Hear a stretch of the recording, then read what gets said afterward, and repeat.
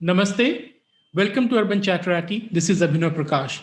And today I'm joined by Aki Ghosh, a lawyer and an activist who's going to discuss a very important issue in India today, which is Right to Education Act and what is the way forward on it. So, Aki, welcome to the show. Thank you so much for having me. Aki, we keep hearing about right to education. Lots of people keep opposing it. One side keeps pushing it, saying that the right to education is not being implemented on the ground. What exactly is this RTE? If you could please explain that for our audience. Right. So, to put very simply, the right to education is simply that the right of children to education until and unless they reach the age of 14 years. So, in India right now, it is a fundamental right for children between the ages of 6 and 14. A lot of scientific studies have been conducted, and according to that, this was included in our directive principles of state policy when the Constitution was enacted in the year 1949. And it was seen that this is the age to who the state should first, as and when the state acquires the economic capacity to do so, this is the age group to who the state should first provide education free of cost. So from Article 45, of the Directive Principles of State Policy to Article 21A, which is now the fundamental right to education, has been a very long journey, riddled with multiple sets of litigations, constitutional amendments, discussions in both houses of parliament, citizens' movements, etc. So it's a very long path, but if we talk of the right to education as of today, it has become a clash. It has become a clash between the right to educate and the right to education, to put it very simply. Now, why do I put it like this? Because the right to educate is from the point of view of the institutions. The right to education is from the point of view of the children. Now, what the Constitution envisaged when this provision was put in the Constitution was the right to education and not the right to educate. The Constitution never mentioned it. It doesn't mention it even today, at least directly. Indirectly, a lot of people have inferred multiple rights, but I'm sure we will go into those in the course of this discussion. But you are saying that it's there in the Constitution itself. Where exactly is it there in the Constitution? And from that point, how did we reach this law which was enacted by the UPA? Right. So, firstly, the law was enacted while the UPA was in power, yes.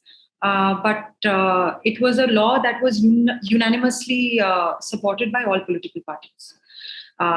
It was not opposed by the primary opposition at that point of time, the BJP either. And why should it? Because it is a beneficial legislation. It is a social justice legislation. It is for the betterment of children. The problem for even those who oppose the right now, the problem is not with the fact that children are receiving education. I mean, why would anybody in their right mind not want children to receive education? The problem is with the manner in which the RTE Act, I'll get into that, I will answer your question, but I'm just to complete my sentence, the manner in which the RTE Act has been judicially evolved, A, and B, the manner in which the UPA government at that point of time, I mean, I should not mention any political party, but, it is they who came up with two subsequent amendments that completely changed the face of the RTE Act. It became less about education, which is why I use that sentence. It became about the right to educate more than the right to education. The rights of children took a backseat. Now, to answer your question, where do we locate it in the Constitution? So the right to education was not a part of the fundamental rights section of the Constitution when the Constitution came into force. It was a part of the directive principles. We could locate it in Article 45 in the original Constitution. Now, the directive principles, as we all know, are not compulsory enforceable. I mean, the Supreme Court has held multiple times that the directive principles must be read in conjunction with the fundamental rights as and when the state can. But fundamental rights are compulsorily enforceable. So there was a huge movement, which, with the purpose of which was to make RTE, the right to education, a fundamental right. Now, why did this movement happen? Because as early as in 1992, by the way, the RTE Act is of 2009. So the other years that I mentioned will bring that into context. So in 1992, as early as in 1992, the Supreme Court had held that the right to education, that all children have the right to education. And the Supreme Court traced this to Article 21, which is the right to life.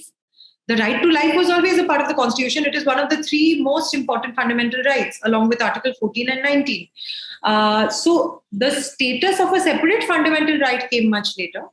But as early as in 1992, the Supreme Court held unequivocally that children between the ages of 6 and 14 years must be provided with education. It is the duty of the state. Yeah, but Aki, could you please tell what case was it and why did the Supreme Court say what is the legal interpretation that right to education was interpreted as being part of the right to life? Yeah, so the first case it was a two-judge bench only. I mean, so it was a normal Supreme Court bench. It was in the case of Mohini Jain versus State of Karnataka. In that case, the Supreme Court said that it has been a very long time since the Constitution has come into force. Now, if you had seen Article 45 of the original Constitution, it said it envisaged. I mean, they obviously had a plan, right? The Constitution makers had a plan, and the plan was to give effect to this right to education within a period of 10 years. If you look at various other provisions of the Constitution also, they had mentioned certain timelines, 10 years, 15 years, 20 years, as in when they thought the country would be ready to implement such a provision. But from 1949 to 1992, was such a huge, lapse of time that the court felt that, unless and until it is judicially instructed, at least this should be discussed. It should be in discussion that this is an important provision of the Constitution that deserves to, materialize. Because so many other provisions of the Constitution with such timelines had already been implemented. But the right to education was not even in discussion at that point of time. But even after Mohini Jain, it's not like something spectacular happened. But the very next year, in 1993, again, another case came up before the Supreme Court regarding education. This was the case of Unni Krishnan. In Unni Krishnan's case, the Supreme Court went one step further. They said that not only does the state have the responsibility to provide education to children in this certain age group. However, we have to be mindful of the fact that the state needs resources, right? A huge amount of resources to implement such a program. So being mindful of that, the court held that it is not possible for the state to do this alone. This is very important considering the face of RTE as we speak today. It's completely distorted. So the court held that private institutions, NGOs, as well as minority educational institutions have to stand by the state in giving effect to this noble constitutional ideal. So there was no outcry against this judgment either at that point of time, because I think people did not think this would actually be implemented, and they were right. Because even in 1993, like I told you, the RTE Act finally came into force in 2009. So even in 1993, there were really the court was passing judgments. We are speaking in a podcast today. There are so many national dailies which have a huge circulation which mentions these topics, writes about these topics. There are social media has gone so far in discussing these topics. But just imagine in 1993, the Supreme Court was in a bubble. It kept passing these judgments and they had absolutely no ripple on the ground, so to speak, which is why probably there was no outrage. It did not meet with any opposition. So this is where the RTE Act goes back to 1992, to answer your question. After that, also, there were a series of judgments. I mean, in the course of our conversation, I'm sure we can discuss all of those. Finally, there were two constitutional amendments. I'll just mention one since you asked the source of the RTE Act as we know it today. So by the 86th Constitutional Amendment Act in the year 2002, Article 21A was added to the Constitution, and it gave the people the fundamental right to education as a separate provision for the first time. Mind you, I mentioned separate provision because according to me, the right to education was already there in Article 21. But let's say, what have been the legal battles fought over it? You said that we can discuss the cases. Yeah. So from that original Supreme Court judgment where they interpreted it as the part of right to life, Right. since then, till the act was enacted, what has been the legal and judicial evolution of this act, and what have been the battles after it? Right. I'm sure it was challenged, and the minority education institutes were kept out of it. So could you, if you could just give a journey of the entire legal journey of the entire act? Right. So, since I've already mentioned, of course, there were many, many more cases. I'm just mentioning the important ones that, tweaked the trajectory of the legislation. I'm only talking about those.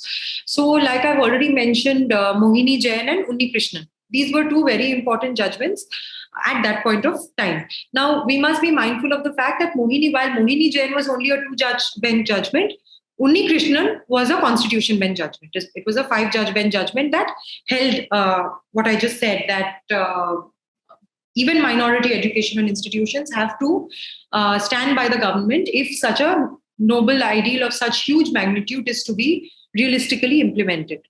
Now, after that, I'll mention two more important judgments before I move to the Act. Now, the third judgment, we must have all heard of it. It's been, even if you don't know what it really has, TMA Pai. Everybody has heard of the TMA Pai judgment, but it's a very long judgment, which is why a lot of people may not have read it. But I won't go into too much detail. I'll just give you a brief overview covering what the judgment says in essence.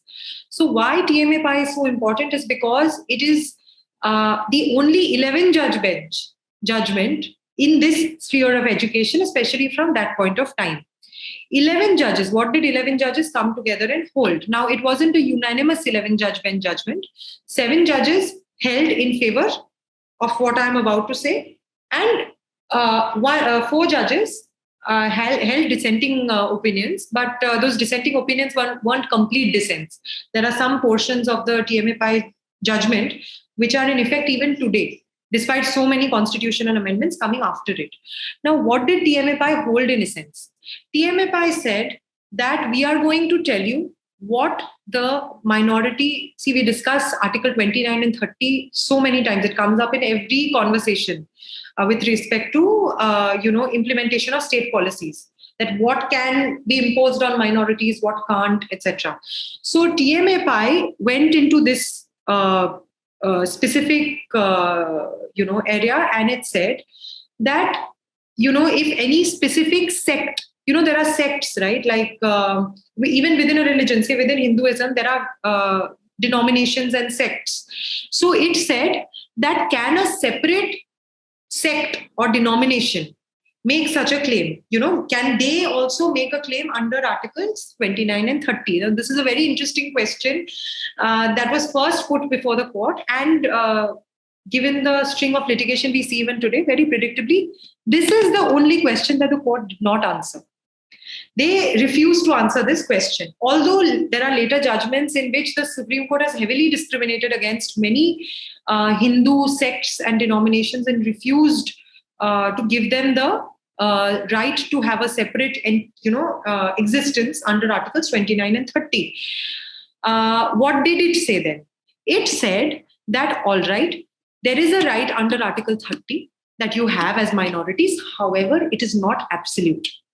Now, this is the first time that the Supreme Court very heavily pronounced this. They said that there are certain cases where in national interest, in public interest, if the government feels that to give effect to a beneficial provision, the government needs to frame certain guidelines. They did not use the word law, or they did not use the word act or legislation.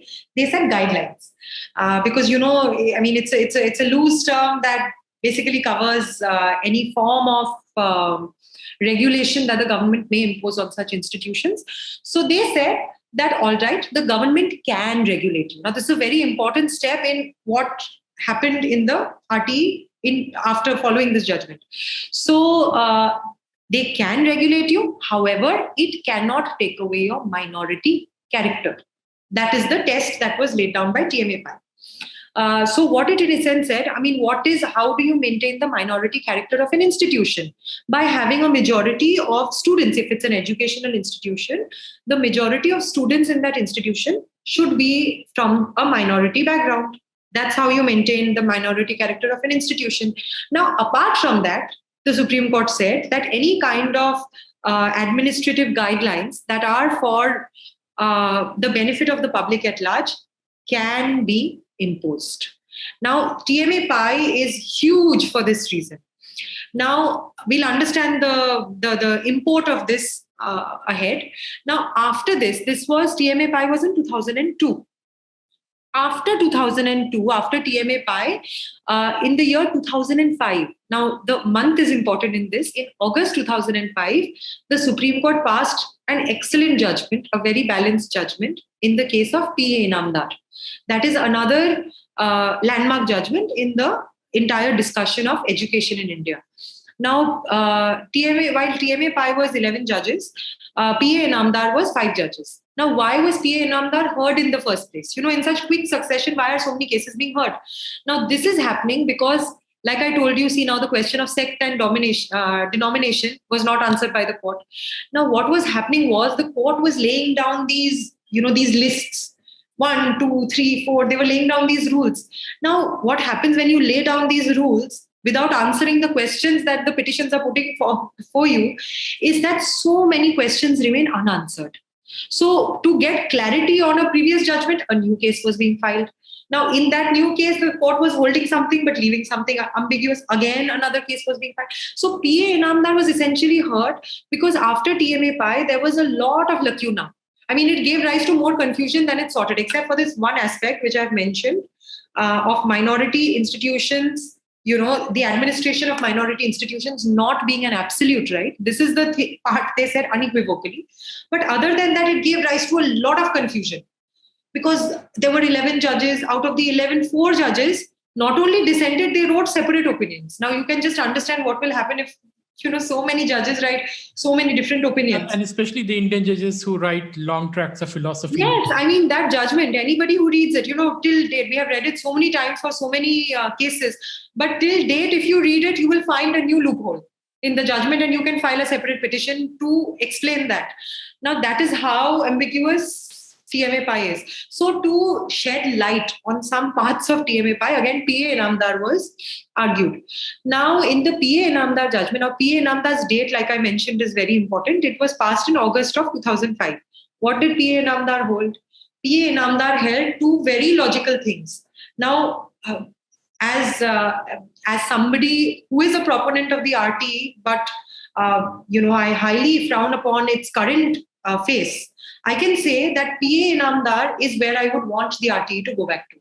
That is really where we should, take the RTE back to the year of 2005, August. Why? Because P.A. Inamdar held 2 things. One, it held that private institutions cannot be interfered with. It held that the rights of private institutions, you cannot impose RTE on private institutions. The government can take the help of various, NGOs. It can take the help of aided institutions. It can take the help of minority institutions. But private institutions, both minority and non-minority, cannot be interfered with. Now, this is important because it did not mean it in the, exact sense of the government will have to set up its own schools. Now, people will say that, in effect, you are depriving so many children of education. That is not what the court really meant. What the court meant is you cannot ask them to do it pro bono. You cannot pass a diktat and expect private property to adhere to your diktat. That is what. Now, we must remember that this is pre-legislation. Why this is important is because in Article 19, which provides us with the right to free occupation, trade and business, there is a restriction. There is an exception to it, which allows the state to impose reasonable restrictions in the form of a legislation. So that the government can do. But we have to remember that this is pre-legislation. So that time, in the absence of any legislation, you cannot really ask private schools, from tomorrow, we are going to give free schooling. So you also give free schooling. Cannot do that. So, which is why the court held this at that point of time. It also held that, interestingly, that minority and non-minority educations will be treated in the same way. Minority educations will not be treated differently from non-minority educational institutions. Now, this is one of the most logical judgments that was passed by the Supreme Court. But within 2 months, a constitutional amendment was passed to completely undo this judgment. The 93rd Constitutional Amendment Act was passed in December that very year. Imagine, in just 3 months' time, a constitutional amendment was passed to undo this judgment. That was the hurry with which. Yeah, what was the impetus? What was the driving force behind this constitutional amendment? Why did the government decide to do it, the UPA? Yeah, so what they said was they did not, this was not really to do with the right to education. They did not frame it like that, but that is the effect it had. What did they do? There is an Article 15 in the Constitution, which says prohibition against discrimination. So it lays down various, these various provisions regarding discrimination. It says that, in bathing ghats, wells, roads, public areas, etc., restaurants, you cannot discriminate against, scheduled castes, scheduled tribes. That kind of, it's an umbrella provision to prohibit discrimination. In that, they added a separate clause saying that you cannot discriminate against, as far as education is concerned, this education has to be provided to X, Y, Z. To economically, socially backward classes. The classes that are envisaged by the provision at large. However, except minority aided and unaided institutions. It is clearly mentioned. Now, if you just allow me to read the provision, people will get a clearer opinion. Now, I'll just read the portion that was added. Like I said, it reads prohibition against discrimination. But Article 15.5 says, nothing in this article or in subclause G of clause 1 of Article 19. What is subclause G? It is the right to free occupation, trade and business. Now, what does this say? Shall prevent the state from making any special provision by law. So they were basically laying the ground for the RTE Act. By law, for the advancement of any socially and educationally backward classes of citizens, or for the scheduled castes or scheduled tribes, insofar as such special provisions relate to their admission to educational institutions, including private educational institutions, whether aided or unaided by the state, other than minority educational institutions. What did they do? They expressly undid P.A. Inamdar. They expressly included, there was no scope for doubt. They expressly included private aided and unaided institutions and expressly excluded minority aided and unaided institutions. There was no more blatant way to undo a Supreme Court judgment. Now, this was the P.A. Inamdar judgment was in 2005. Like I said, this amendment, 93rd Amendment, was also in 2005. Now, even after that, the RTE Act did not come into force immediately because a lot of committees were formed to go into what should be the best way to frame the legislation. What are the provisions? From a social, development point of view of children. Also, a lot of educationists were engaged to come up with recommendations. So all of this culminated in the RTE Act finally. Now, this journey has begun from 1992. We have finally reached 2009, and the RTE Act came into force in 2009. Now, immediately after the RTE Act came into force, it was challenged. Why was it challenged? It was challenged not because the RTE Act discriminated against, between majority and minority institutions. It didn't. In fact, it's very interesting to see that neither Article 21A, Article 21A was added later. Right, it was added only in 2002. Neither Article 21A nor the RTE Act, which came in 2009, mentioned any special, mentioned the exclusion of minority institutions. They could have, if that was the intent of the right to education, so to speak, either of the court or of the legislature, they could have mentioned it, but they did not mention it in either provision. In the challenge to the RTE Act, the challenge to the RTE Act was decided in this case called Unaided Minority Schools of Rajasthan. Now, what happened was, because it was immediately imposed on private schools as well, these people are private unaided institutions.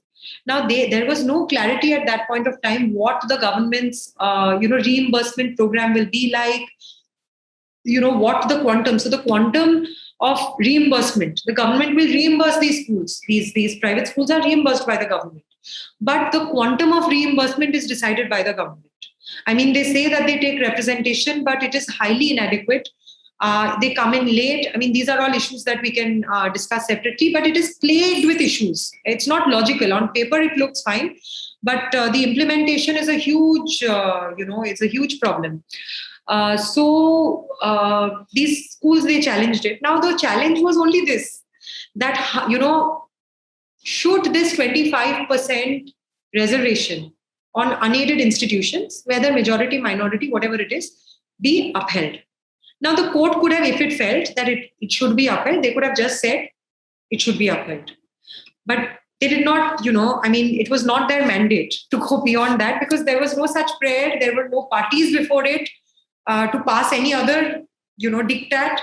But not only did they uphold the provision, they also excluded minority unaided institutions from its purview. Now, this is the first time that this was done. Neither the legislation, at the cost of repetition, neither the legislation mentions it.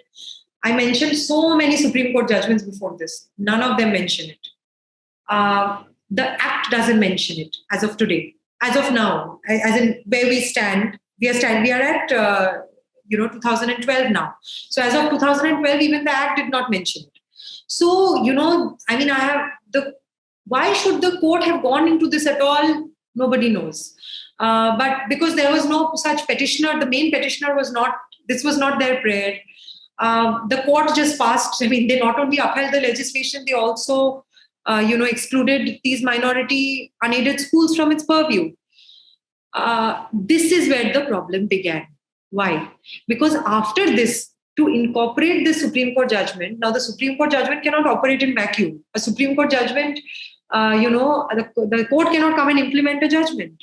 So to implement the Supreme Court judgment, the RTE Act was amended.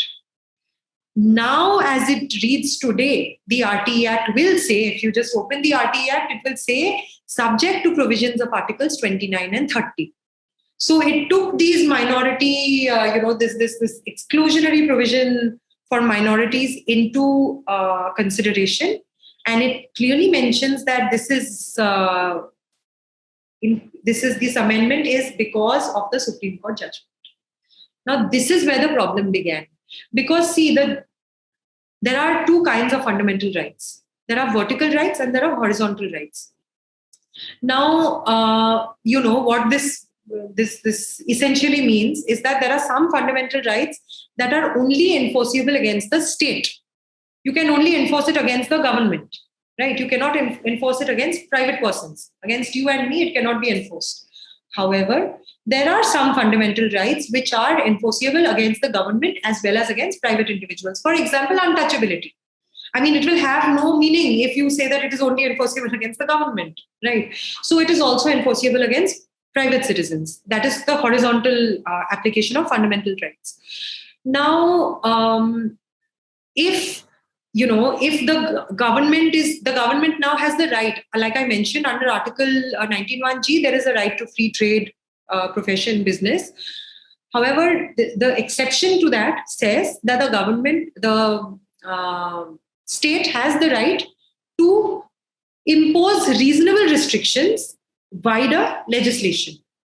Now, that means the RTE Act could impinge on the rights of private educational institutions. However, what the government cannot do is pass a legislation which is violative of Article 14. You cannot have a legislation that is discriminatory, to put it very simply. You can come up with a legislation affecting the rights of private persons. For example, the Land Acquisition Act. Eminent domain, basically any exercise of eminent domain. The Land Acquisition Act also, what does the government do for a public purpose? The government can acquire land. However, can the government then say, the government also gives land for private individuals to fulfill a public purpose under the Land Acquisition Act. But can the government say that if you, Abhinav Prakash, want to fulfill a public goal, you do something in public interest and you need land for that, and Akhi also wants to do the same thing, I will give land to Akhi, but I will not give it to Abhinav. Right? Can the government do that? The answer is no. Can the government acquire land? Absolutely. But can the government, do it under a legislation that is discriminatory? Absolutely not. So what the Supreme Court judgment in effect did, the legislation was fine. What the Supreme Court judgment did was make it violative of Article 14.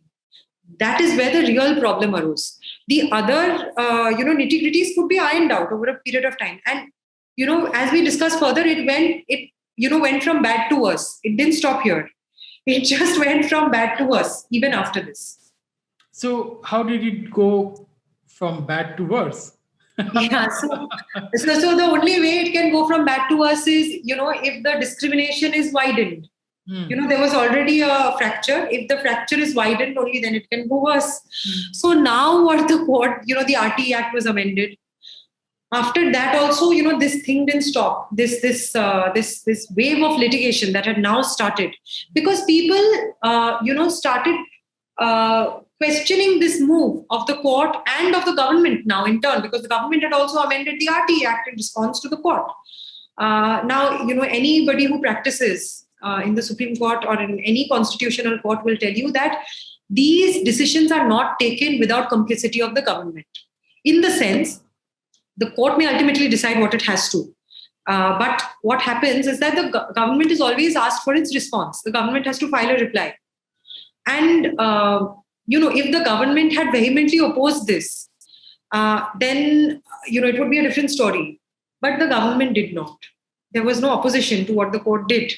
And this is why private players from non-minority backgrounds started, resenting this even more. Because not only were they not receiving money, aid, etc., they realized that the focus of this legislation, see, it is one thing if you make people feel like they are doing a good thing. They are doing something for the benefit of society. But if you make people realize that, you are the only one who is being discriminated in this manner, this is not about the children at all. Why do I say this? I don't say this, I say this with a lot of responsibility. That this entire, if you just reflect on what I have mentioned till now, the focus of all the litigation from the beginning, except the first few cases decided by the Supreme Court, after that, the focus of the entire litigation, the focus implicitly of the amendments passed by the then government, it has all been about institutions and not about children. Which is why I had begun by saying that this entire thing has become about the right to educate and not the right to education. That's a very important distinction, and I don't know anyone who has pointed it out before you, at least in my knowledge. But Akhi, you said that it now violates Article 14, the right to equality. How does it violate Article 14? It violates Article 14 on multiple counts. One, as I'm repeatedly mentioning, and it's very important to understand this, is obviously that the government, I'm repeating again and again, because I recently wrote an article in the Indian Express and I received a lot of flack for that by a lot of people, people who run NGOs, etc., who told me that, I'm a villain and I'm trying to deprive children of their right to education. Well, that is absolutely not my intention. No, basically, you are a villain because you are depriving them of their source of income, which they, get by extorting money from the non-minority private institutions. So that's the point. And I can say that. Perhaps you can't, but I can say it. So what I tried to say even there is not this at all. In fact, I'll thank you for asking me how it violates Article 14, because the point I was trying to make in that article is not even this. That will make it even more stark. So for right now, what I'm trying to say is that, the government can even impose it on private educational institutions to provide education, provided they are, through a voucher program, through proper reimbursement, proper timely reimbursements. There is absolutely nobody, like I said, in their right mind will say children should not receive education. Who is going to oppose this? But the whole point is that if the legislation that the government has passed by way of judicial intervention and subsequently by way of legislative intervention becomes violative of Article 14, it is discriminatory. On the one hand, you are saying that private educational institutions should not, do not have the luxury to maintain their own institutions, even if they are not taking money from the government. They are running it out of their own pockets. You are saying, on the other hand, you are saying that even the schools which take money from the government, even they are exempt. Now, I did not go on to mention Pramati Educational Trust. It has been very widely written about. Now, Pramati was the last judgment. That made the whole process completely, it reached the absolute ceiling of absurdity in Pramati Educational Trust. It has been very widely written about, and very rightly so. What it says is that minority educational institutions, both aided and unaided, are excluded, whereas non-minority institutions, both aided and unaided, are within the purview of the Act. Now, this is absolutely, this is the very definition of violation, which is why I have said this many times at the cost of sounding, politically incorrect, that Article 15 of the Constitution is the most, is violative of Article 14. If a constitutional provision, I'm actually in the process of writing something on this, can a constitutional provision be violative of itself? Because this is the very example of violation. The original constitution did not envisage such things because I don't think it saw through such a huge departure from what they had written down. But now what it reads is the very definition of discrimination under its just previous provision, which is Article 14. This is a definition of discrimination. Now, the second point, which I wrote about in my article for which I was called a villain, is that, it is highly discriminatory, and I don't say this lightly, as far as children are concerned. Now, again, I will mention that the right to education is about children. This entire flow of litigation, the entire discourse till now, at the level of the public at large, at societal level, has been very institution focused. And I would like to take the liberty to say, with all due respect, the Supreme Court also allowed itself to get carried away by the petitioners of various, it has always been schools. If you just have a look at the cases, Society for Unaided Schools, this school, that school, it has always been some school, minority schools, it has always been institution-centric. Now, we have lost sight of the fact that this legislation is a beneficial legislation. It's a social justice legislation. It was enacted for the benefit of children. Even the Constitution, the directive principle that was there, which is the root of all of this, Article 45, it is a child-centric, it has a child-centric approach. Now, we have stopped thinking about the children altogether, and we are only thinking of who is getting money, who is not getting money, whose administrative rights are getting affected. What is this administrative rights? I'm sure we'll discuss this also, but, Muslim, Christian, Sikh, Jain, children, think of the children from minority background, they are being deprived in the process. Now, how are they being deprived?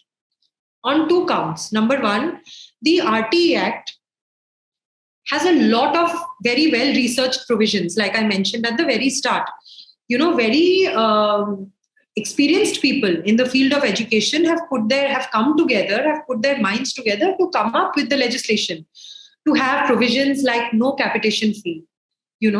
This is so important because what is the purpose of the legislation? See, ironically, if you read the statement of objects and reasons of each of these provisions that came into force of Article 21A, which added the right to education, of the Right to Education Act, if you read the statement of objects and reasons, what does it say?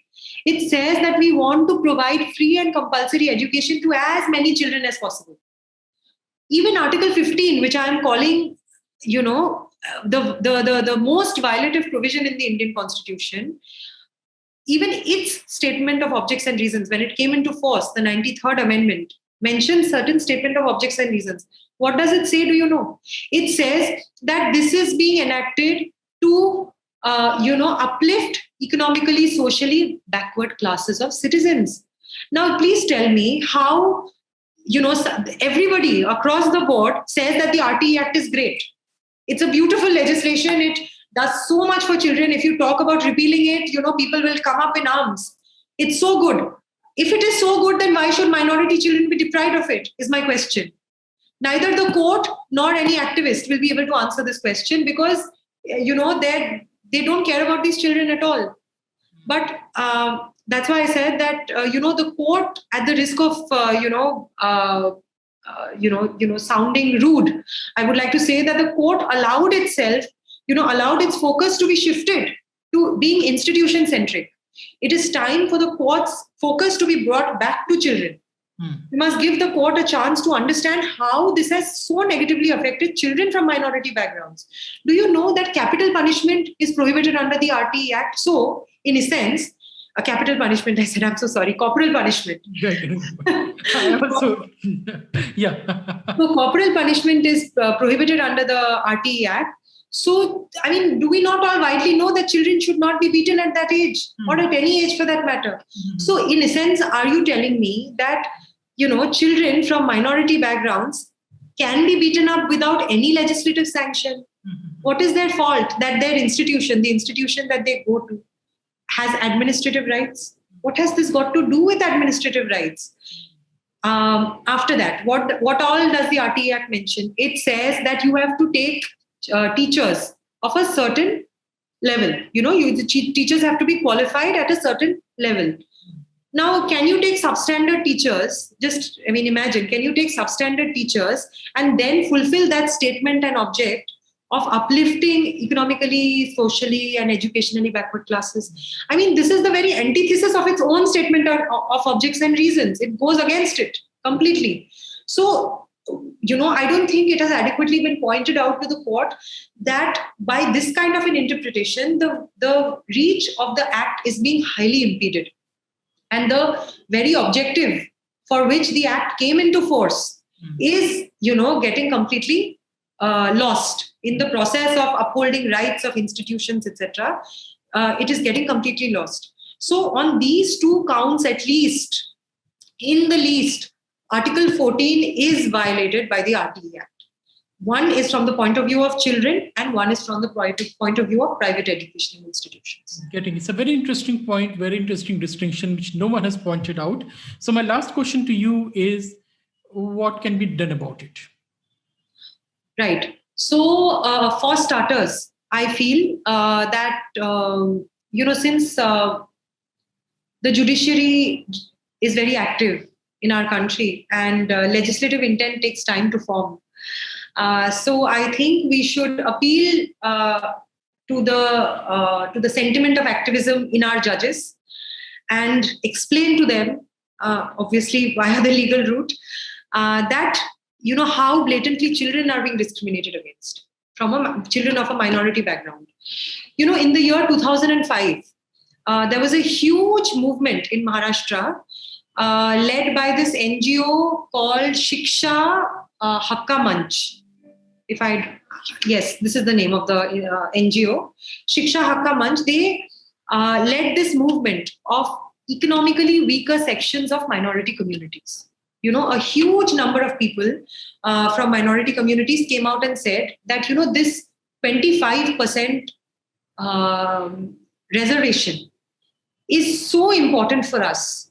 This 25% reservation is absent in minority educational institutions, and we are the ones who are primarily suffering. Because see, what happens is that to maintain its minority character, they only have to keep a 50% reservation for their own community, right? So what happens is that if you have kept a 50% reservation, and you are expensive, the most wealthy, even in your community, there are wealthy people, right? So the most wealthy amongst your community are going to occupy those seats. Now, the economically backward, for who this provision has actually, for who this exclusion has actually been granted, now they are still suffering. They have not gotten reservation anywhere. Now, a lot of, it has been argued that this kind of reservation, if implemented on minority educational institutions, will destroy their minority character.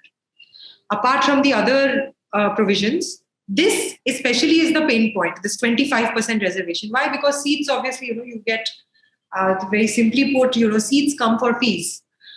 So if you have to reserve, then that is a pain point for institutions. Now we have to understand that what is the problem? I mean, this is not in exclusion of the 50% reservation you are providing for minorities. There can be an overlap. You can have 25% reservation and still maintain your 50% minority character. The two are not mutually exclusive at all. Why don't you take economically weaker sections from your own community also? Nobody is asking you to. Out of that 50% have 25% poor students. No, maybe not out of that 50%, maybe entire, not 25% completely. 25%, some of it can be from outside also. I'm just saying that they are not exclusive concentric circles. It's like a Venn diagram. One can be within another. I'm just saying that, there can be some overlap. If not the entire thing also, at least some of it can be an overlap. There is absolutely no justification to say that their minority character will be hurt by doing this. Because, see, it's very, this whole thing is problematic, not just because of, when we talk about minority institutions, because of the entire, manner in which this dialogue has flown over the years. It's natural for us to first think of religious minorities. But we must understand that there are linguistic minorities also in India. And this entire thing, this entire provision of Article 30, the Supreme Court has, clarified this various times, including in TMA Pi, that, this is about linguistic and religious minorities. Not only that, it is state-wise. Now, can you imagine? India is by this logic, India is a country of minorities. Who is the majority? This brings me to another very interesting question that we can discuss maybe sometime in future. I'm sure this will be discussed at some stage as our judiciary and legal discourse matures. Nowhere in any legislation, in the Constitution, or in any Supreme Court judgment is the word minority defined. Neither is the word religion defined. So when you put the two together, it becomes a complete, it is the synergy of, destructive forces. Just imagine, these two words are not defined anywhere. Now the government, for ease of management, has declared, groups of religions like Hinduism, Sikhism, Jainism, Islam, Christianity, Zoroastrianism as the main religions. Now, in the absence of a definition of religion, can we really say what religion should be?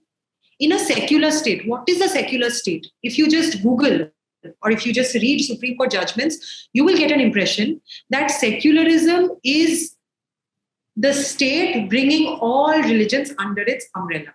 This is what we have been taught. This is Nehruvian secularism.